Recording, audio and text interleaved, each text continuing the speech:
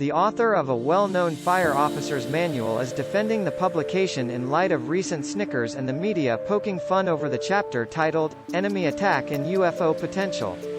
Both he and his co-author have substantial credentials. According to the Deerfield TWP fire rescue website, Kramer has over 30 years in the fire service, including positions as assistant chief with the City of Cincinnati Fire Department and as chief of the Indianapolis International Airport Authority. He also teaches a course at the University of Cincinnati and is the educational director for Working Fire Video, a monthly fire service training video, and is a partner and management consultant in the firm Kramer, Martin & Associates.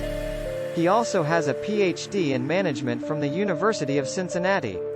Kramer and co-author Charles Baum wrote The Fire Office's Guide to Disaster Control in 1992, and included a chapter on how to respond to the scene of a real or perceived UFO sighting.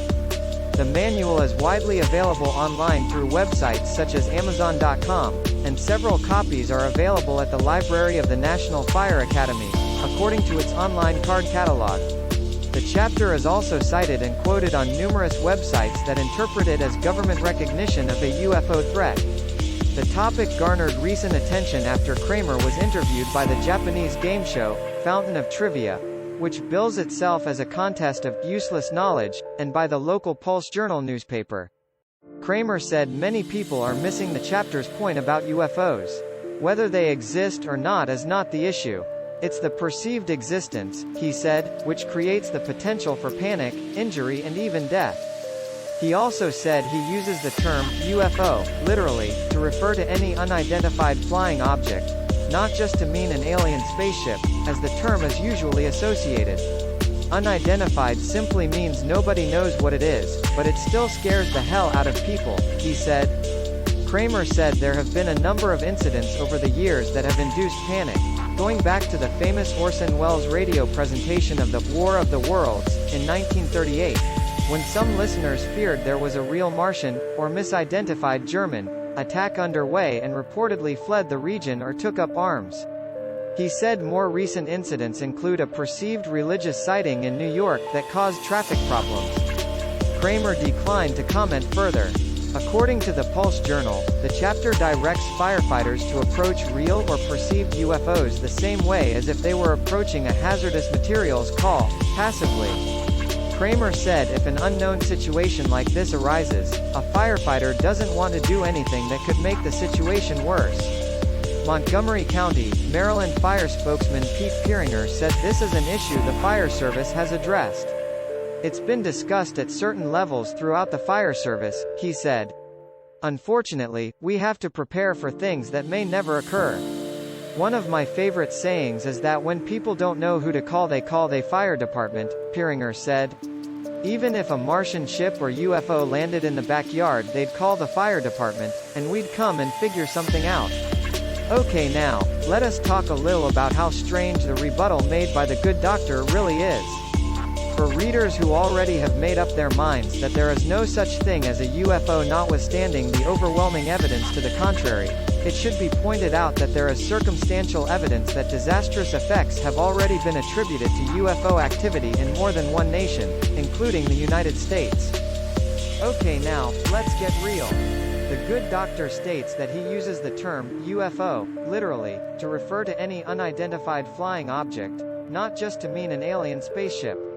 But it is very clear that the author used reference materials, previously mentioned, to validate something not associated with airplanes, jets, helicopters, missiles or any other known UFO. Unidentified aircraft would be, simply fine. Again, the reference material talks about energized force fields, radiation and other anti-gravity acting fields that seem to affect humans physically and psychologically as well as affecting all types of electrical equipment both on the ground as well as in aircrafts in the air. This doesn't sound like regular aircraft to me, even if it is unidentified. Dr. Kramer also stated that, whether they, UFOs, exist or not is not the issue. It's the perceived existence, he said, which creates the potential for panic, injury and even death. Really? What perceived danger?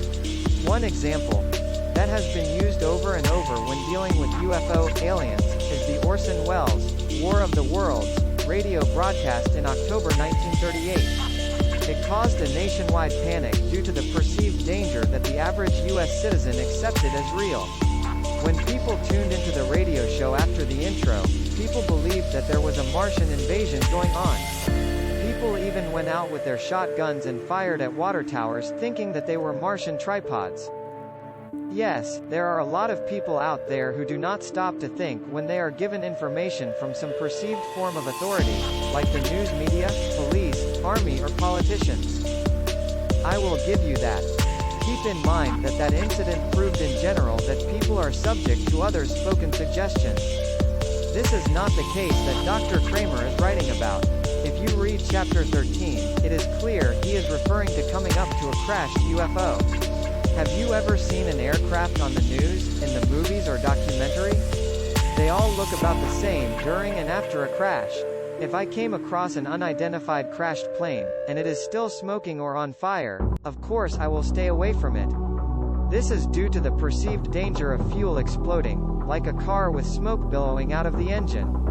I will not be thinking about any perceived radiation or any strange energized force fields.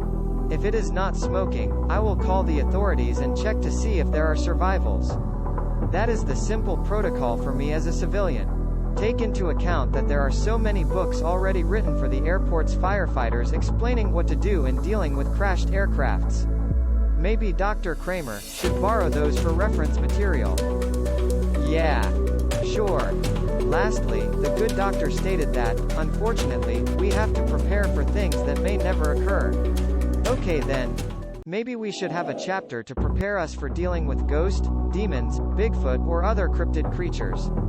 They are also perceived by many as dangerous and happen as often as witnessing a UFO. Here is a note from chapter 13. Warning: near approaches of UFOs can be harmful to human beings. Do not stand under a UFO that is hovering at low altitude. Do not touch or attempt to touch a UFO that has landed. In either case, the safe thing to do is to get away from there very quickly and let the military take over. There is a possibility of radiation danger and there are known cases where persons have been burned by rays emanating from UFOs. Don't take chances with UFOs. Whether they exist or not is not the issue, the doctor stated to the game show host. Then why so specific the details of the warning? It is as if the reference material was taken from many carefully documented past events, so Dr. Kramer could easily make a recommendation of procedures and policies for a proper protocol. So, what does your reason tell you? Sounds like the authors were referring to a real phenomena and warning of the real UFO threat, not an unidentified aircraft. And why do we need the military if the UFO is an earthly craft that crashed? In the final analysis, the authors did a great job preparing us and firefighters in case of a real-life UFO scenario. I really mean it. Kudos to the authors. It is just too bad that their explanation is so tongue-in-cheek and downplayed as if they made a mistake writing chapter 13. So, what do you think? If you liked this video, please like us and subscribe to our channel. Thank you for watching.